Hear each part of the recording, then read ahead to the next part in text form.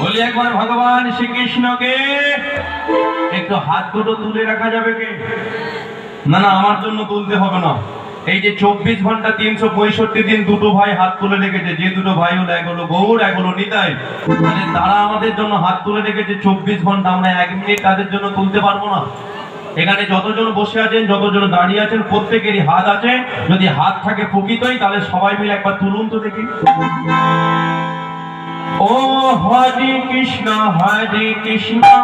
Krishna Krishna Hare Hare, Hare Ram Ram Ram Hare Hare.